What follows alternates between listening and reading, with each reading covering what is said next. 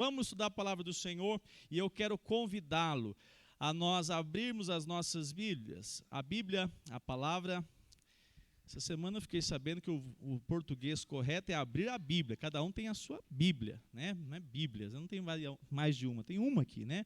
Assim como os corações, é o coração, cada um tem um só, né? Então vamos lá, palavra de Deus, Neemias capítulo 6.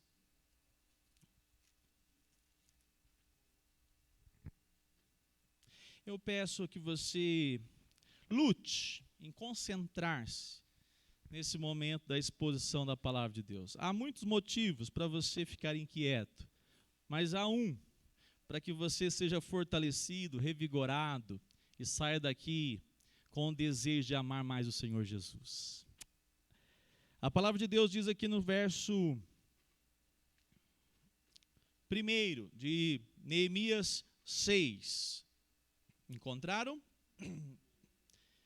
Diz assim: quando Sambalate, Tobias, Gésem, o árabe, e o resto dos nossos inimigos ouviram que eu tinha reconstruído a muralha e que nela já não havia brecha nenhuma, ainda que até esse tempo eu ainda não tivesse colocado os portões no seu lugar. Eu vou, diferentemente, parar aqui, tá? Porque eu vou explicar aos irmãos esse contexto aqui. A palavra de Deus nos mostra que Neemias é um líder. Neemias é aquele que está à frente. É aquele que está, de fato, comandando toda uma equipe. E eles passaram por muitas dificuldades, imensas dificuldades. Como, por exemplo, a cidade estava destruída e não tinha recursos financeiros. Neemias ora, Neemias jejua, Neemias pede a Deus, e Deus dá a graça a Neemias que ele conversa com o rei e o rei autoriza. E Neemias então assume uma posição de liderança. Neemias diz, então, não tem outra pessoa a fazer essa obra. Eu vou para despertar meus irmãos. E ele faz isso. Ele faz uma pergunta uma certa vez, como é que anda lá os meus irmãos? E a notícia foi, estão destruídos, estão em vergonha e miséria. Essa foi a notícia que Neemias ouviu. E Neemias volta para Jerusalém para reconstruir os muros, para fazer da cidade de Jerusalém uma cidade chamada Cidade de Deus, cidade do povo de Deus. Jerusalém estava uma vergonha. Jerusalém estava passando assim uma fase, um momento que já durava 140 anos, onde Deus pesou a mão e veio com disciplina. E agora o povo de Deus, apesar de estar no cativeiro, há um grupo que deseja andar com Deus. E Neemias é um deles. E aí agora chega no capítulo 6, se você notar, quando nós falamos a respeito do capítulo 4, capítulo 5, você vai ver uma batalha diária, porque tinha inimigos de todos os lados. E agora, os inimigos notaram o seguinte, não é que, de fato, esse projeto do muro está dando certo? Não é que, de fato, esse muro está ficando fechado? As brechas estão se tapando? Eles estão conseguindo fazer essa obra e os adversários ficaram espantados com isso. E essa é uma relação muito direta na caminhada cristã. Hoje pela manhã, pode ser que é por isso, né, que eu avisei hoje que ia fazer uma série e pedi para não faltar, muita gente faltou. Pode ser que na próxima vez eu vou falar assim, irmãos, se você quiser ficar em casa, quiser passar uns 15 dias, aí a turma vem, né? Misericórdia, só porque o pastor falou. Durante os 3 próximos domingos, hoje mais 2, nós falaremos muito a respeito desse tema, a respeito da brecha, mas não no muro, a brecha em nossa santidade. Nós vamos trabalhar esse tema de uma maneira que nós podemos, de fato, nos deparar com momentos na vida cristã que há um grande perigo, nós não vigiarmos e nós não taparmos as brechas do nosso coração e da nossa vida com Deus. Foi sexta-feira. Eu e a Gisele vimos lá no shopping uma cena interessante. Estava eu e ela vindo num corredor e de repente uma menina, aproximadamente de uns 6 anos, 5 anos, 7 do máximo, bem fortinha, né? Bem fortinha mesmo. E ela vinha andando assim com a mãe, e quando passou do lado o que era? Daquele quiosque que fica nos shoppings, né? Eu não sei se era sorvete, se era alguma guloseima. Era alguma guloseima. Quando ela viu a guloseima, o que ela fez? Parou, né? E falou assim, mãe, mãe. E ficou, mãe, mãe. E aí a mãe olhou aquela cena e falou assim para ela, não, minha filha, agora não é essa hora. Agora nós vamos primeiro comer. Nós vamos nos alimentar. Nós vamos, de fato, comer comida. Aí a menina ficou reclamando, mas a mãe teve assim, pulso firme e levou a menina embora. Aí eu falei assim, está vendo? Você já pensou se uma mãe deixar o menino escolher o que come? Se deixar o menino escolher o que vai, de fato, se alimentar, só come o quê? Bobeira, né? Só besteira. Por quê? Não sabe discernir, não sabe. Ela não sabe que aquilo lá vai fazer, na verdade, mal. Não tem nutrientes para ela caminhar, crescer e desenvolver. Tem que ter alguém responsável, consciente, para poder discernir. Então, meus irmãos, nós temos algo assim parecido com essa criança. Nós temos uma natureza. E eu vou te contar aqui uma novidade, hein? A sua natureza, ela é miseravelmente pecaminosa. Oh, pastor, que novidade. Dá quase para dizer de fato amém, pastor, porque é verdade isso, não é mentira não. E essa natureza sua, você já possui. Não tem como fazer nada, você já recebeu ela quando você nasceu. E o que ela produz? Ela distorce tudo aquilo que de fato é verdadeiro, tudo aquilo que de fato tem sustentação, pastor Jeremias diria sustância, ela te faz desejar tudo aquilo que é enganoso, momentâneo, passageiro. E interessante que a palavra de Deus nos apresenta que aquele que nasceu de novo, aquele que teve um encontro com Cristo Jesus, agora possui uma nova natureza. O que é isso? Quer dizer que agora você que ama Jesus tem duas naturezas. Uma da carne e a outra do Espírito. Essas duas naturezas, elas se fazem presentes na vida de qualquer crente. Amém? Se você não é crente, não tem a natureza de Deus. Não tem. A natureza de Deus, ela serve para nos apontar tudo aquilo que agrada ao próprio Criador. Tudo aquilo que Deus deseja, essa natureza, esse novo ser que está aí, a nova Stephanie, o novo Euler, aponta para aquilo que agrada a Deus. Mas nós somos ainda pertencentes a essa velha natureza. E essa velha natureza vai o tempo todo lutar contra a natureza que é a vontade de Deus. Neemias, ele era um homem comum? Sim e não, né? Sim, porque ele era humano. Sim, porque ele era como qualquer outro homem. Sim, porque ele tinha limitações. Ele até chorou quando foi orar. Ele até confessou que ele também tinha pecado. O pecado não era só do povo, não. Ele também se incluía. Senhor, perdoa-nos, capítulo 1, porque nós temos pecado contra o Senhor. Não foi assim? Ele se incluiu na oração. Ele é também pecador. Mas Neemias nos apresenta algo para nós importante na nossa caminhada, para nós, todo o tempo, estarmos atentos ao seguinte tema, que é justamente o tema da nossa mensagem. Nós precisamos vigiar diante das brechas. Lá para o tema do YouTube, nós vamos usar nos mesmos 3, Luciano, o mesmo tema, brechas em nossa santidade. Brechas em nossa santidade. Para nós hoje, nós vamos falar a respeito de como essas brechas. Eu fui procurar um termo no dicionário, que hoje é o Google, né? A gente não vai mais no Aurélio, né? Vai lá no Google. Rachadura, fenda, corte ou ferida larga e profunda.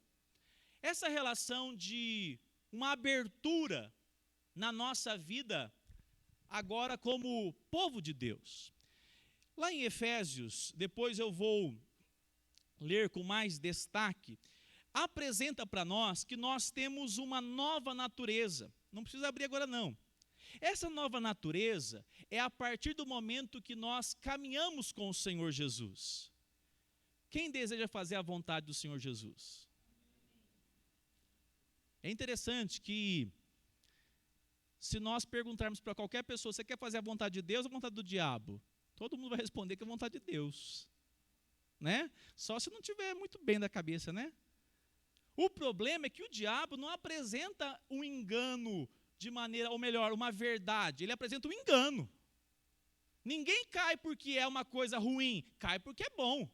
Então, vou dizer uma coisa para você. Você peca porque você gosta de pecar. Eu peco porque eu gosto de pecar. Nós pecamos porque nós desejamos o pecado. E essa natureza está em nós. Ela faz parte de nós. A rebeldia, há tantas coisas, né? A própria incredulidade, a nossa preocupação demasiada com essa vida, a avareza, a imoralidade. Por que essas coisas ficam tão latentes nas nossas vidas? Por quê? Tem uma notícia para você. Porque nós estamos ainda num corpo corrompido. E nós temos essa natureza corrompida.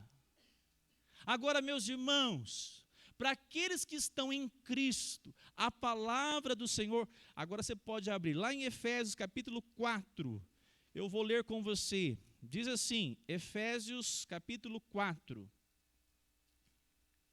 verso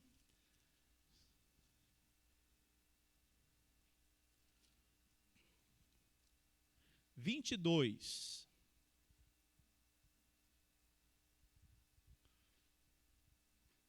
Efésios 4, 22. Diz assim: quanto à maneira antiga de viver, vocês foram instruídos. Instruídos por quem? Pela palavra de Deus. A deixar de lado a velha natureza, que se corrompe segundo desejos enganosos. Quais são os desejos? Quais são os desejos? Diz aqui o texto, enganosos. O desejo da sua carne, da minha carne, ele é muito voraz, ele é veloz, mas ele é enganoso. Ele não paga o que promete. Ele não traz paz e sim angústia. É por isso que quando você satisfaz a sua natureza pecaminosa, você fica bem ou fica mal?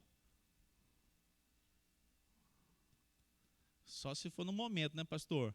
Porque depois é mal. E pode ser até gente não crente, sabia disso? Porque Deus colocou uma moral no homem. Por que a pessoa faz uma barbárie e se entrega? Porque ele não aguenta a culpa, né? O pecado que está ali dentro dele. E essa relação pecaminosa faz parte do ser humano. Agora, olha o que diz o texto.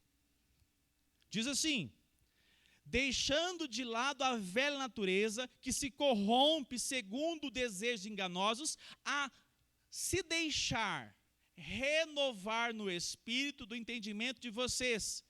Verso 24, vamos juntos? E a se revestir da nova natureza, criada segundo Deus, em justiça e retidão, procedentes da... Então tem uma notícia para você. Se você está em Cristo, se você crê na pessoa de Cristo, a sua nova natureza em Cristo, ela é ligada à verdade, à justiça, ela é ligada ao próprio Deus, ao próprio Senhor Jesus. E ela vai trazer no seu coração discernimento daquilo que é enganoso. Porque se você não tiver discernimento e eu não tiver discernimento, vou dizer uma coisa, nós caímos mesmo. Porque a gente deseja o engano, a gente se ilude por aquilo que é proposto. Então, a palavra do Senhor deixa claro que nós temos essas duas naturezas. A palavra do Senhor também nos mostra que agora, se nós estamos em Cristo, nós vamos fazer escolhas, ou segundo a natureza da carne, ou segundo a natureza de Deus nas nossas vidas. Neemias, ele teve uma ação na sua caminhada que nos chama a atenção. Neemias foi um homem comum, mas eu posso afirmar que Neemias teve um encontro com Deus. Neemias, em algum momento da sua caminhada, ele teve uma revelação de quem Deus era. E Deus se revelou a ele de uma maneira tão especial, que ele começou agora a viver desejoso em agradar a esse Deus. Você quer ver demonstração? Neemias, ele tinha qual posição no palácio do rei? Copeiro, conselheiro, primeiro-ministro. Tudo isso se encaixa na personalidade, ou melhor, no cargo e na pessoa de Neemias. Neemias, ele era um privilegiado na corte. Apesar de estar lá na Babilônia, Neemias, ele era um judeu que não tinha possivelmente outro judeu como ele. Ele podia olhar para o lado e falar assim, ó, me dei bem na vida, hein? Podia dar o segredo do milhão. Não é assim que hoje fazem? Dá o segredo para conquistar. Mas Neemias teve um encontro com Deus, e isso vai nortear toda a caminhada de Neemias. Você quer ver um exemplo? Ele tinha uma posição privilegiada, mas quando ele ficou sabendo do que estava acontecendo com o povo de Deus, ele nunca tinha estado em Jerusalém, ele não nasceu em Jerusalém, ele nunca passeou em Jerusalém, ele só sabia das histórias bíblicas que os pais contaram, e ele começou a entender, esse povo é o povo de Deus, esse povo é um povo que eu sempre ouvi, não é para viver uma vida assim desgraçada, totalmente miserável, é para que Deus seja o Deus de Israel, não é para ser esse Deus que está sendo envergonhado, ou melhor, o povo está sendo envergonhado. Neemias começa a entender que ele recebeu um chamado. Mas eu pergunto para você, meu irmão, qual era o salário de Neemias? Alto ou baixo? Uai, que isso, vocês não sabem responder, não? O do melhor possível, Você acha que ele recebia pouco para trabalhar do lado do rei, ser conselheiro do rei? Você acha que a cama de Neemias era como qualquer outra cama? Não! Você acha que Neemias não tinha vontade de falar assim, eu quero ir para fazer umas férias nas praias do Egito, né? Fazer um tour no Egito, conhecer lá os Tutankhamon, conhecer lá e falar, eu sou o representante da Babilônia, eu sou copeiro do rei, e fazer um selfie e falar, olha onde eu estou, a efígie atrás assim, né? Você acha que isso tudo não batia no coração de Neemias? Claro que sim, ele era homem e propício a pecar, cair na ilusão do pecado. Mas o que aconteceu com Neemias? Neemias teve um encontro com Deus. Neemias foi tocado por Deus. Neemias foi trabalhado em seu caráter pelo poder de Deus. E Neemias começa uma caminhada agora, abrindo mão de seus privilégios. E quando ele abre mão dos seus privilégios, meus irmãos, é interessante percebermos isso. O mundo sempre ofereceu, não é de agora, 2022, no tempo de Neemias também era assim, uma proposta boa, de acomodação, de pensar nele mesmo, não se importar mais com ninguém, e dizer assim, eu sou o cara. A proposta era tentadora, mas o que aconteceu é que dentro dele havia nascido um novo homem.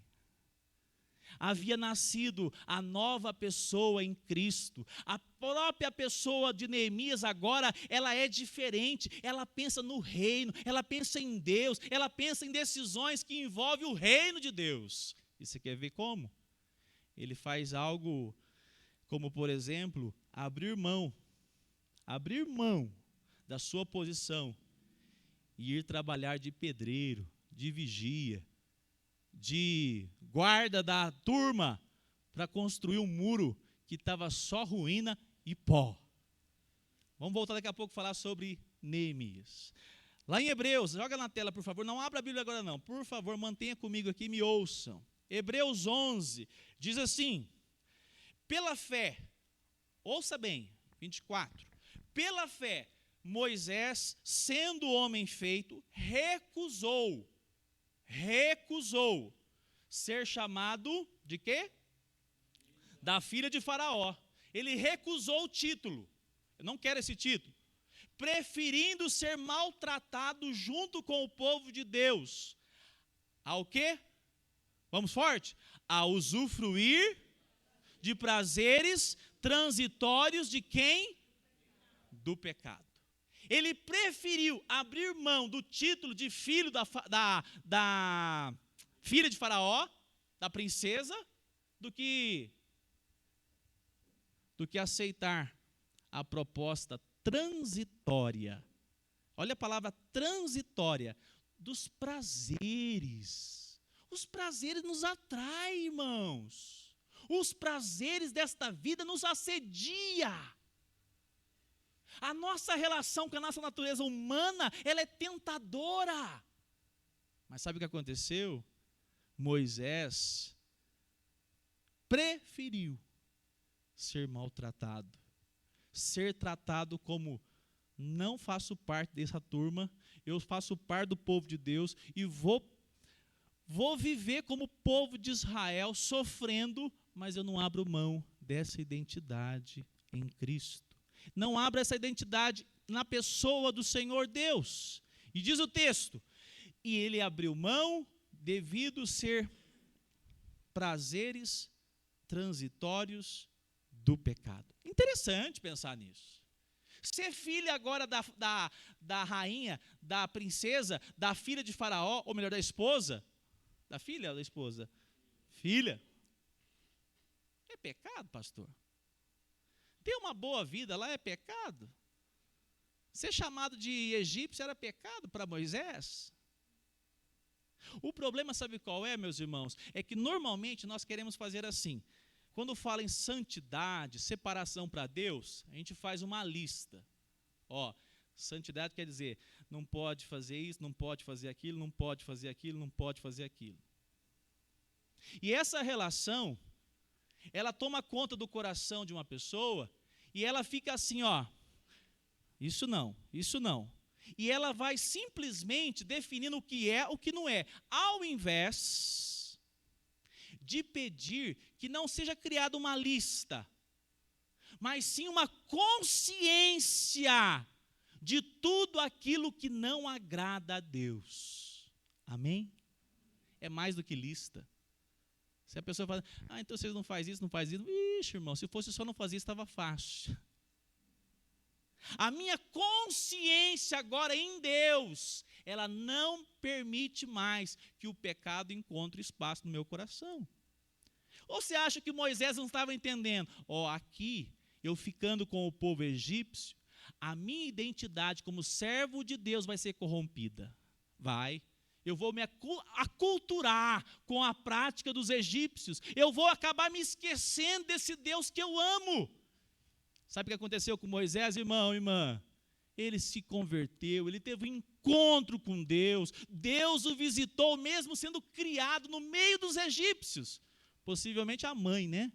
Que deixou um bom testemunho na vida de Moisés. Falando, as riquezas transitórias aqui, o pecado é tudo engano, o que vale mesmo é o Deus de Israel. Aí Moisés olhava, mas o povo de Israel não são os escravos? São, mas um dia Deus vai redimir esses escravos. E Moisés pegou e falou assim, eu creio nessa história, esse Deus é o Deus redentor, esse Deus um dia vai restaurar. E assim ele fez. A caminhada, meus irmãos e amadas irmãs, ela passa por vários aspectos. Ele entendeu que agora, o verso 25. Joga para mim, por gentileza, Cade. Vamos juntos. Preferindo ser maltratado junto com o povo de Deus a usufruir os prazeres transitórios do pecado. 26.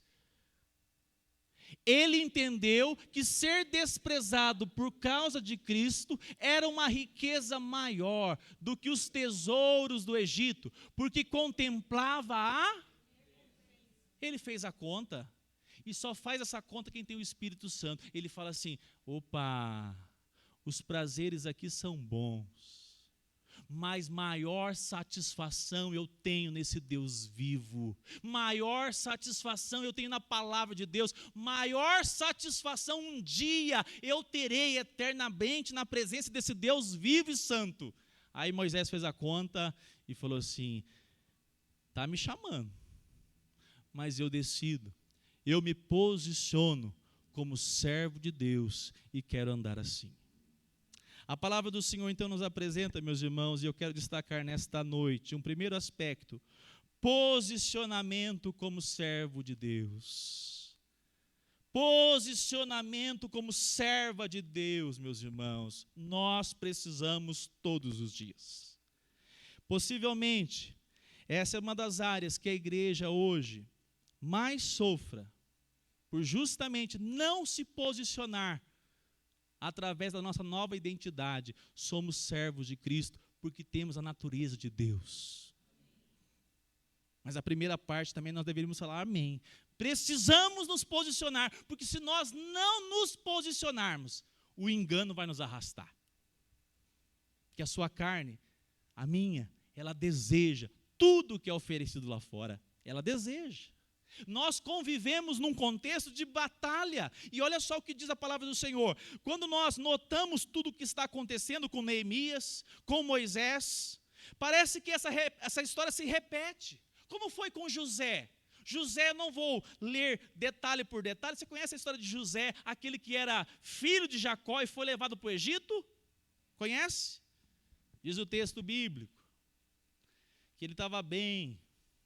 Tem que abrir lá, vai lá, vamos lá. Você está com a sua Bíblia, pode até manusear a sua Bíblia, porque você grava aí, ou melhor, grifa e depois você lê em casa. 39, capítulo 39 de Gênesis. Tem que ver isso aqui e falar: Senhor, ajude-me cada dia. Olha lá, Gênesis 39, eu vou ler o verso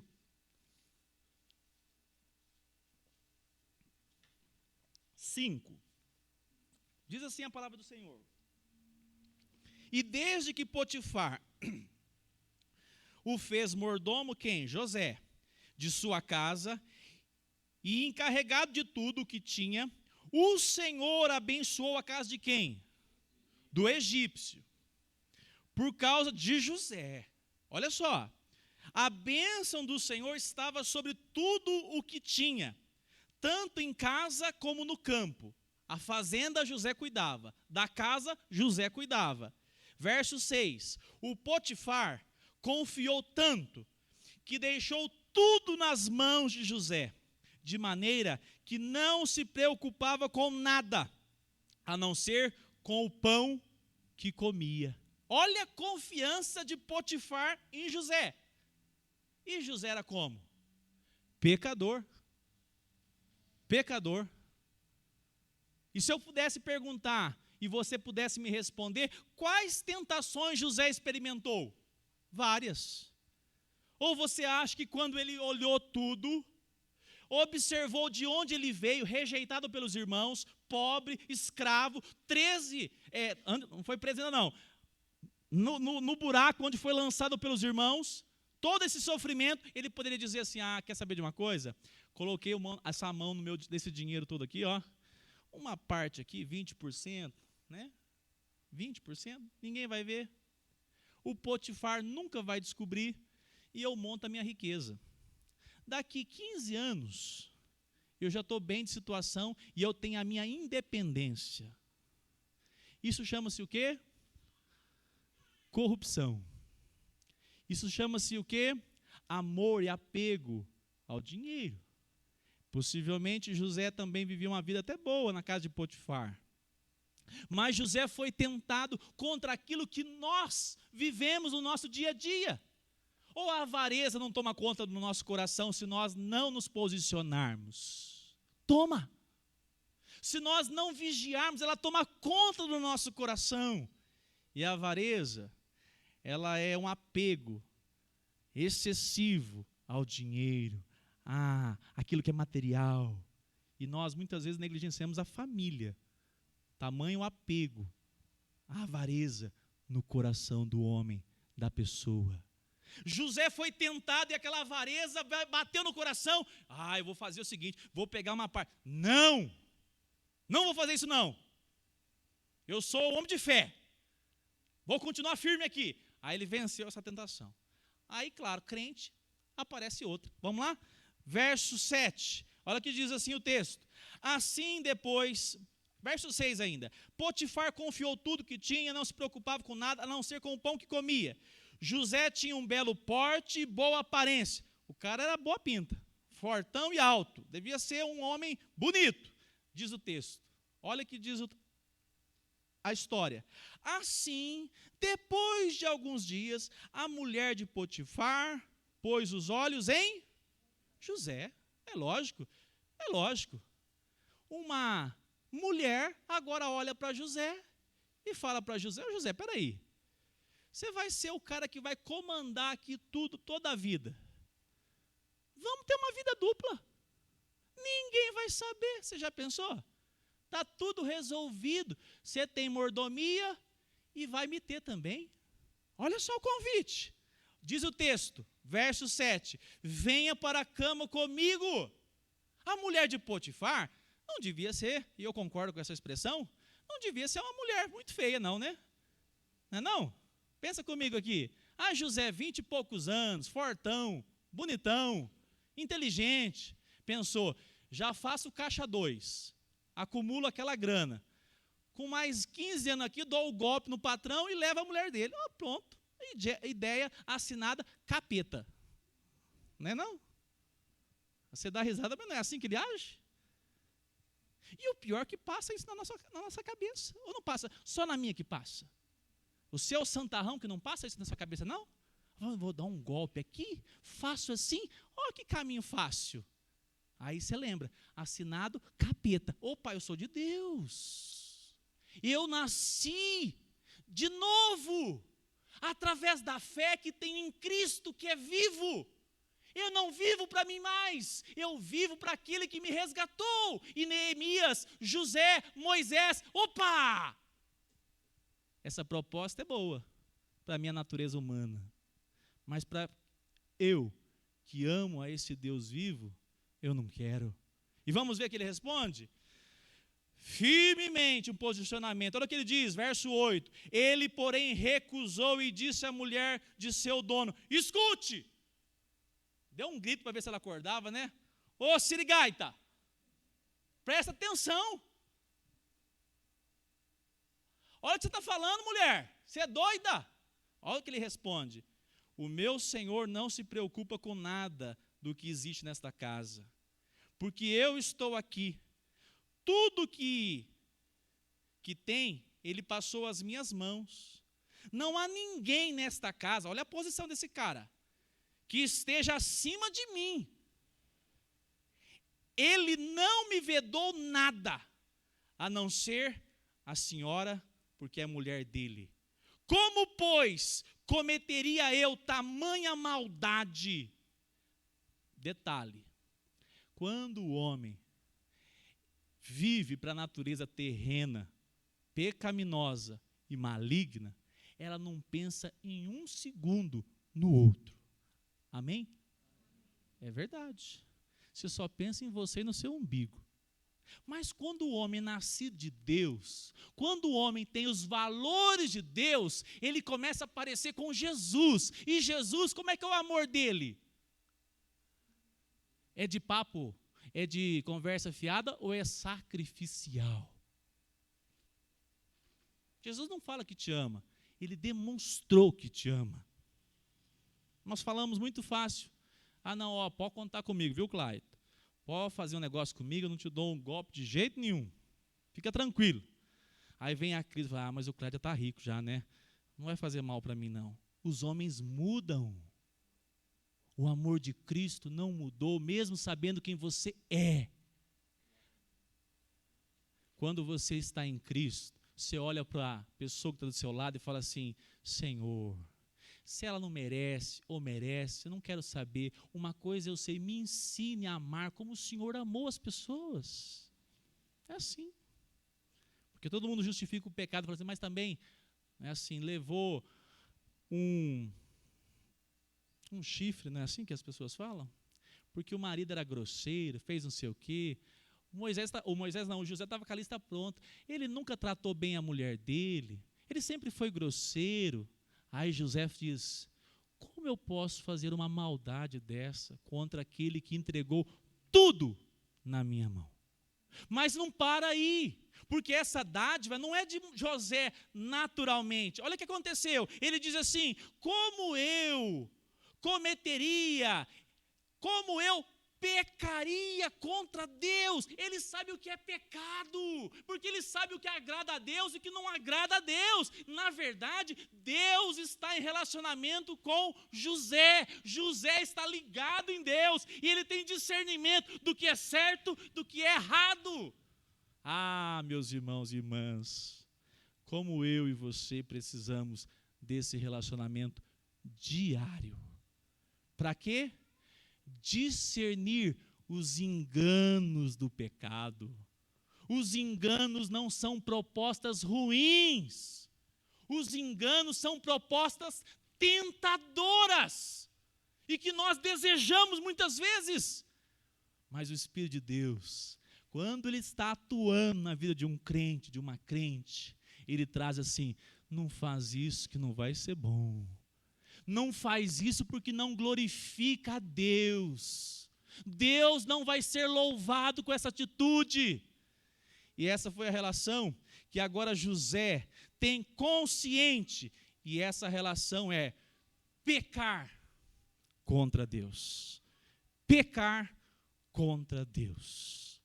Meus irmãos, eu quero, nessa noite, já que eu prego todo domingo aqui, se eu pregar 4, se a série que era 3 virar 4, amém, amém, Marcos, é isso mesmo, amém, pronto, né, seu Luiz? Se o povo veio ou não veio, amém, eu vou continuar pregando em nome de Jesus. Mas uma coisa é certa e Deus tem falado ao meu coração, Deus quer fazer de mim e de você, nós que somos a igreja, aqueles que já tiveram um encontro com Cristo, um povo separado para a glória do nosso Deus. Você não foi chamado para viver uma vida religiosa apenas. Você não foi apenas chamado para ser uma pessoa que conhece os valores da igreja, conhece a prática da igreja, fica em pé, senta, dá o dízimo, dá a oferta. Você foi chamado para conhecer a Deus e ter discernimento daquilo que não agrada a Deus. Você já viu pessoas que tomam o engano do pecado, e depois ele pratica o pecado, e ele fala assim, por que eu fiz um negócio desse? A resposta está aqui, porque você ama, nós amamos o pecado. Se nós não estivermos em vigilância diária, nós iremos pecar contra o nosso Deus. A vida cristã não é uma vida de colônia de férias, que dá tempo de você ficar assim, essa semana, irmão, pode ser que você cometa um erro tão grave que possa comprometer a sua vida, a sua família e a sua história. É por isso que você precisa de posicionamento, porque pode ser que o laço está na segunda-feira para tentar tragar a sua vida e a sua história. A palavra do Senhor nos aponta que a partir do momento que nós temos um desejo de caminhar com Deus, Deus nos assiste. Deus nos assiste. Então, o primeiro aspecto, um posicionamento firme. Um posicionamento que não dá brecha para o pecado. Um segundo aspecto, lute. Lute com todas as suas forças, mas não são forças do homem. Forças que vêm de Deus, meios de graça. Quais são os meios de graça? Palavra, o que mais? Oração, exatamente. E Eucaristia, o que é Eucaristia? A mesa do Senhor, onde eu recebo da parte do Senhor Jesus a promessa que Ele virá. e nos buscar. Eu participo da mesa, eu participo da palavra, eu participo da oração. Quando? Na minha caminhada diária com o Senhor. Diária com o Senhor. Então, o segundo aspecto, lute com as forças que vêm de Deus. Neemias capítulo 4, abra lá rapidamente, por favor. Neemias 4, olha como é que ficou esse homem aqui quando estava lutando. Neemias 4...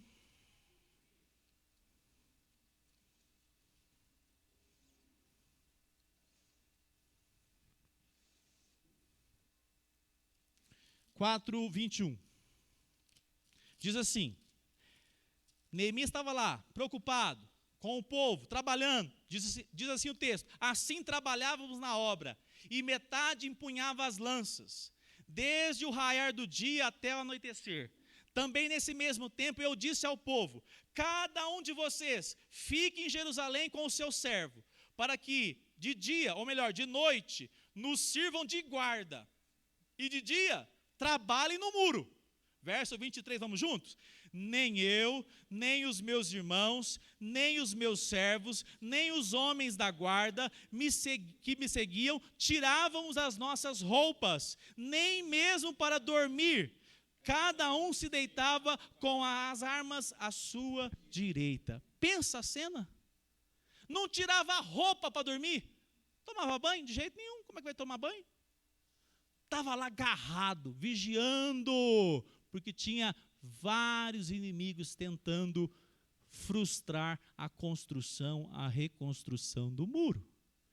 Irmãos, é uma questão muito séria, mas na vida cristã não há espaço para comodismo, não há espaço para férias. Na verdade, meus irmãos, eu fico pensando se de fato a igreja cristã no Brasil teve um encontro com o Senhor Jesus. Porque a maior batalha não é vista muitas vezes na própria igreja. Que batalha é essa, pastor? É a batalha que nós enfrentamos no dia a dia, coisas simples, que nós precisamos da graça do Senhor para lutarmos. Daniel capítulo 1, verso 8, diz assim, Daniel resolveu. Como é que ele resolveu, Cíntia? Firmemente, não se contaminar com as finas iguarias do rei e nem com o vinho. Pastor, mas que extremo, né? Meu irmão, você tem que lembrar do contexto. Aquele local não era apenas uma comida e uma bebida, era a cultura da prática daquela noite, era a cultura daqueles homens na Babilônia que não temiam a Deus. E Daniel disse assim, eu não quero me contaminar, eu não quero me deixar envolver com essas coisas. E Daniel, capítulo 1, verso 8, joga para mim, Cade, diz assim, que Daniel tomou a decisão, ele enfrenta a cultura da época, e eu fico pensando, ele trava uma guerra contra ele mesmo, hein? Você já pensou? Você está lá sendo alimentado com frutas, e aí passa aquele cordeiro assado assim, sabe? Aquele banquete, e ele está lá assim, meu Deus do céu, me dê graça e força no Senhor. Porque se eu ceder aqui, é mais do que apenas o meu estômago. Pode ser uma abertura, uma brecha, para que o meu coração seja tragado para essas coisas, Senhor. E eles não temem ao Senhor. Uma posição firme. E o verso 9, joga para mim, por favor, o 9. É o 9, é o final do 8. Deus, e olha o que diz o texto, quem teve misericórdia dele? Deus teve misericórdia de Daniel. E sabe o que aconteceu? O eunuco autorizou ele comer só das frutas, só dos alimentos. É uma loucura. O eunuco ia correr o risco de morrer. Autorizou. Daniel pode comer só das frutas, porque Deus teve misericórdia de Daniel. Sabe de uma coisa que eu aprendo aqui? Quando você decide se posicionar, quando você decide guerrear, lutar contra você mesmo, Deus se agrada e Ele apresenta escape. Pode dizer amém? Lá em 1 João diz assim, 4, filhinhos, sois de Deus e já tendes vencido o maligno. Porque maior é o que está em vós do que o que está no mundo. Do mundo são, por isso falo do mundo, e o mundo os ouve. Nós somos de Deus. Aqueles que conhecem a Deus, ouve-nos. Aquele que não é de Deus, não nos ouve. Nisto conhecemos nós o Espírito da verdade e o Espírito do erro. Olha, meus irmãos, a palavra de Deus está dizendo assim, aquele que habita em você é maior do que a sua tentação. Amém? Se fosse a sua tentação maior, estaríamos perdidos. Mas nós somos maior, a presença de Deus em nossas vidas é maior do que a nossa natureza pecaminosa e que o nosso adversário. Eu quero caminhar para o final dizendo, Daniel atentou aos valores de Deus diante de um contexto de facilidade na sua vida juvenil. Ele podia fazer parte do banquete, ele podia conhecer umas menininhas da Babilônia, ele era inteligente, sangue real, ele podia ter umas facilidades para ser doutor lá na Babilônia, mas diz o texto, adolescentes que têm que conhecer o Jesus, o Senhor Jesus no seu coração e falar, Senhor, me dê graça para te amar. Ele jovem, diz o texto, firmemente decidiu não se contaminar. Meus irmãos, eu quero lembrá-los que nós lemos lá em Efésios capítulo 4, e eu quero voltar para lá, para nós encerrarmos esta noite. Efésios capítulo 4. Abra lá, se você está com a sua Bíblia aí, prefiro que você manuseie a sua Bíblia.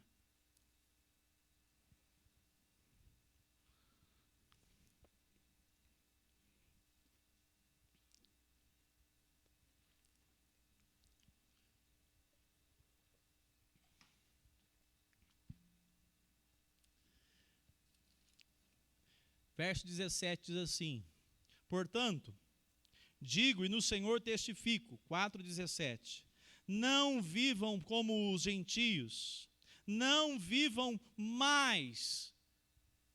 Por quê? Não vivam mais? Porque antes o quê? Vivia. É muito claro o português aqui, antes vivia, agora não vive mais, agora quem?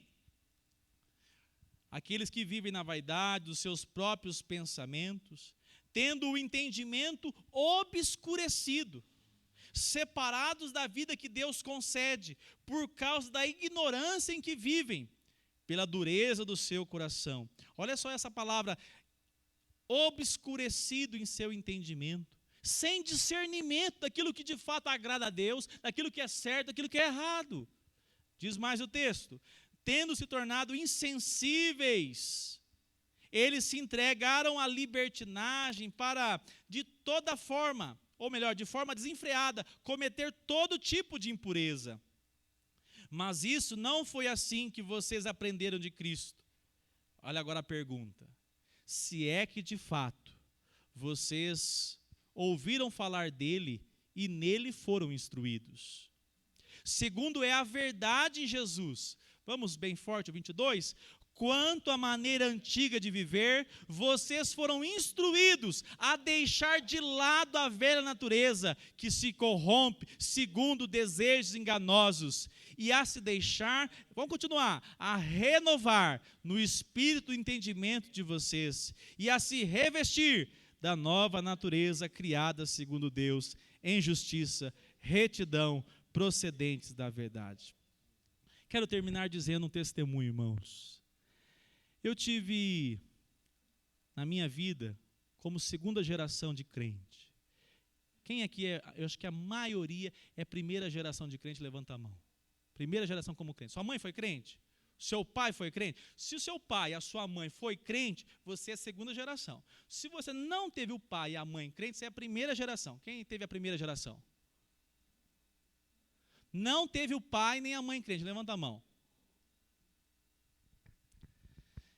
Eu quero deixar uma notícia para você. Se você é a primeira geração, já tem filhos, você é espelho para eles, porque eles já são a segunda. E eu tive o privilégio de ter a primeira geração dentro da minha casa.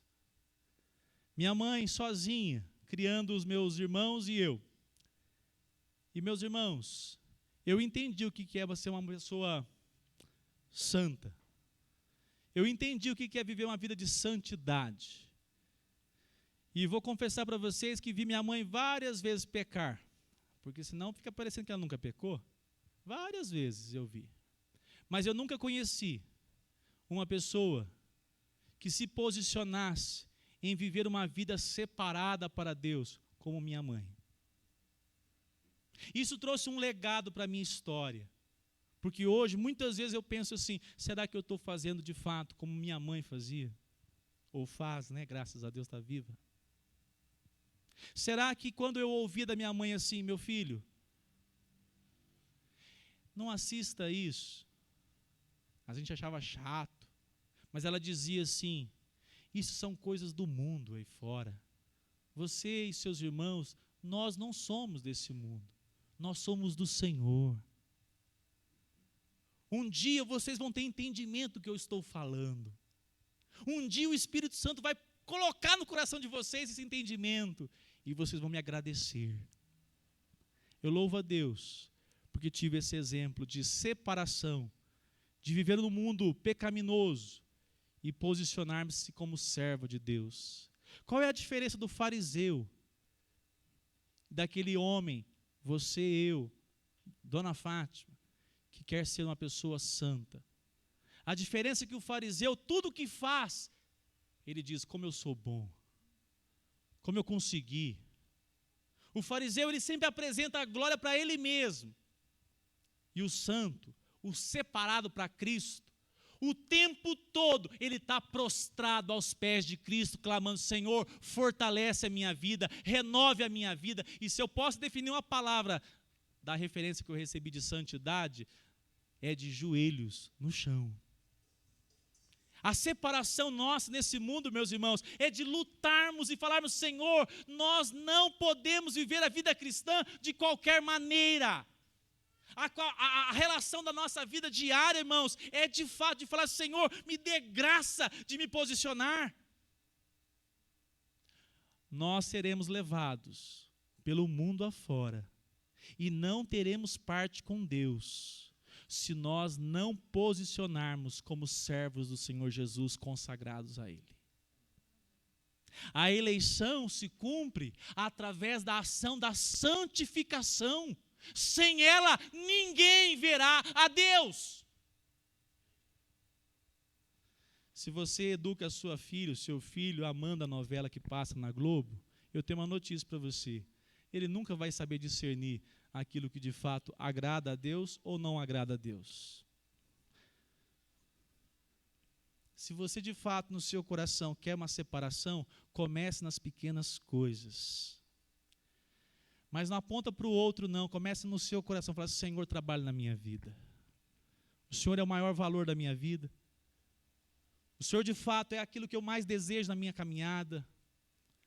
Irmãos, nós vivemos um tempo onde essa figura de Neemias lutando com a mesma roupa, vários dias, meses ali, meus irmãos, nós não vemos um posicionamento da igreja dizendo, Senhor, santifique a minha vida, eu sou um pecador, me ajude na minha caminhada cristã, socorra-me, Senhor, tem misericórdia de mim, Senhor. Não, nós vemos muitas vezes uma altivez espiritual vergonhosa.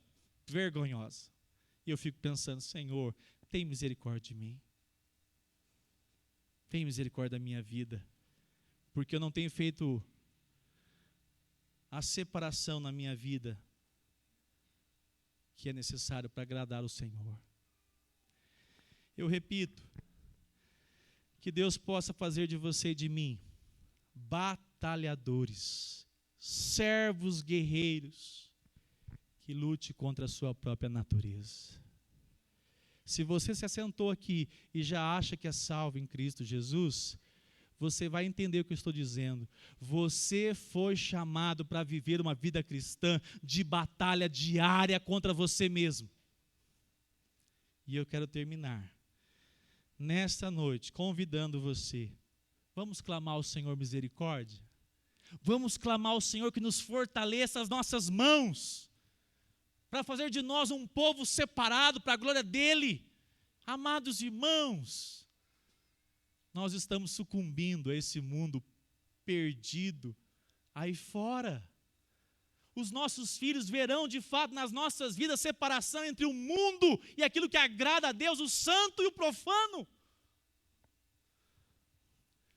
E essa é uma realidade que a igreja brasileira, como igreja brasileira, nós não podemos fazer, ainda que façamos parte dessa igreja brasileira, que Deus possa avivar nossos corações. Tem um vídeo, esse vídeo é chocante. Você tem que prestar atenção, eu vou passar assim que, já que preparei. Irmãos, eu fico pensando o quanto que nós precisamos dobrar nossos joelhos na nossa casa, para de fato agradar ao Senhor. Que Deus te dê capacidade de discernir a sua vontade terrena, humana e maligna, quando ela vier sobre o seu coração. Sabe como que você vai discernir a vontade de Deus e a vontade do mundo? É se você tiver a pessoa de Cristo na sua frente. Se depare com Cristo na sua semana e você vai discernir aquilo que é engano, aquilo que é pecaminoso, daquilo que agrada a Cristo. Somente pela palavra do Senhor, somente pelas Escrituras, nós seremos conformados, transformados, moldados pela pessoa de Cristo. Joga para nós, vamos assistir. Ele é bem assim, compenetrante. Você precisa estar prestando atenção, senão você pode ficar meio viajando, tá bom? Por favor, Luciano Carlos, joga para nós. Vou apagar mais lâmpadas, por gentileza.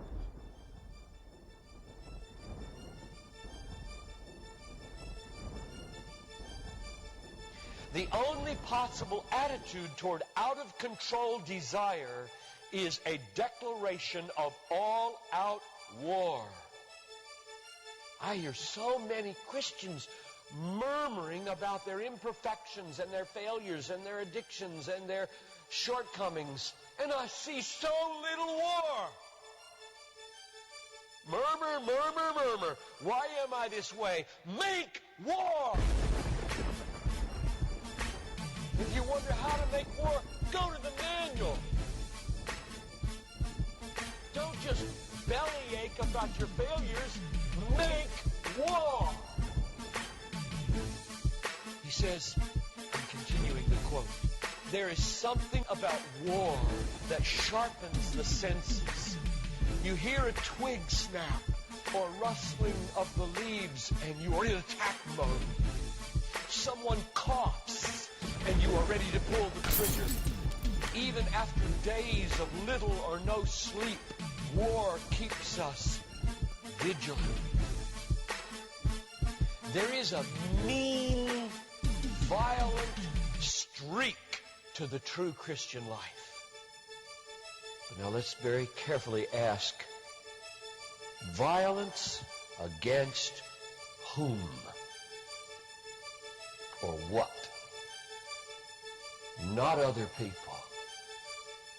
Not other people. Not other people. Not Muslims. Not Hindus. Not Buddhists. Not atheists. Not secularists. Not nominal Christians. Not wives or husband or children or ornery bosses. But on every impulse in our soul to be violent to other people. Violence, a mean streak in Christianity, against our own selves and all in us that would make peace with sin and a settling in peacetime mindset. We make war on that in us. It's a violence against all lust in ourselves, all enslaving desires for food, caffeine, sugar, chocolate, alcohol, pornography, money, the praise of man, approval of others, power, fame. This is our enemy. This is where we make war.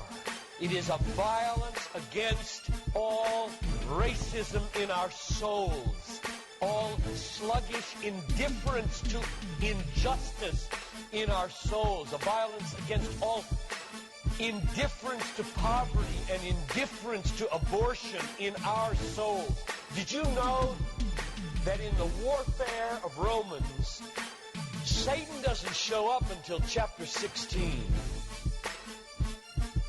We tend to think of spiritual warfare as this little thing where you find some way to pray or some way to lay hands on or some way to do a Satan thing. Well, that's important. Believe me, that's important. We war not against flesh and blood, but against principalities and powers and world rulers of this present darkness and spiritual hosts of wickedness in the heavenly places. That's important. But you know what? It's not nearly as important as this. Because the only foothold Satan has in your life is your flesh and your sin. Nobody goes to hell because of Satan. The only reason we go to hell is sin. Much more important than fighting Satan is fighting sin. This warfare in verse 13 is vastly more important than figuring Satan out. Get that. My biggest enemy is not Satan. My biggest enemy is John Piper. And he's the only reason I'll go to hell, not Satan. Satan, you don't have nearly that kind of power. And therefore, I really care about us learning how to do this battle.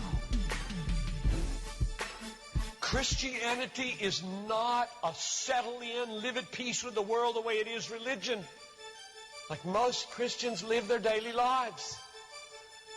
Verse 13. If by the Spirit you kill. There's a mean streak in Christianity, and it's not against anybody else but ourselves. In fact, it's against the meanness of ourselves against other people. If you feel like you're a mean person against others, a harsh person, a critical person, you know your problem? You haven't learned to make war. You haven't learned to be mean. You haven't learned to get violent against your violence, against your meanness, against your critical spirit. And you complain of it, talk about it, but have you made war 24/7 against it?